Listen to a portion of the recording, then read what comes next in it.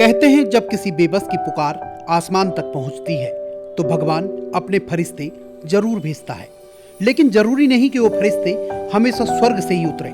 कई बार वो खाकी वर्दी पहनकर भी धरती पर दिखाई देते हैं। आज उत्तराखंड की धरती पर ऐसा ही एक दृश्य देखने को मिला जहां इंसानियत ने वर्दी से बड़ा रूप दिखाया। उत्तराखंड विधानसभा का बजट सत्र खत्म होने के बाद फायर कर्मी अनूप अपने सरकारी वाहन से वापस लौट रहे थे। पहाड़ों की शांत सड़क, दिवाली खाल से आगे आदि बद्री की ओर जाता हुआ रास्ता, सब कुछ सामान्य था। लेकिन अचानक उनकी नजर सड़क से नीचे पड़ी। नीचे झाड़ियों के बीच एक बेबस गाय दो टहनियों के बीच गर्दन फंसाई मौत से जूझ रही थी। वो छटपटा भी नहीं पा रही थी क्योंकि उसकी ताकत जवाब दे चुकी थी। बताया गया कि वो पिछले 2-3 दिनों से वहीं फंसी थी। ना पानी, ना चारा, ना कोई सहारा, बस जिंदगी की आखिरी उम्मीद लिए खामोश खड़ी थी। यह दृश्य देखकर अनूप का दिल पसीज गया।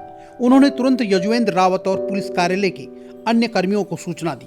कुछ देर में ड्यूटी से लौट रहे फायर स्टेशन ज्योतिर्मठ और उत्तरकाशी पुलिस के जवान भी वहां पहुंच गए। घंटों की ड्यूटी के बाद हर कोई थका हुआ था, लेकिन उस समय थकान से ज्यादा भारी थी एक बेजुबान की जिंदगी। फिर शुरू हुआ जिंदगी बचाने का संघर्ष। किसी ने टहनियां काटी, किसी ने गाय को संभाला, किसी ने रास्ता साफ किया। घंटों की मशक्कत और आखिरकार वो पल आया जब जवानों ने उस गाय को मौत के मुहाने से बाहर खींच लिया।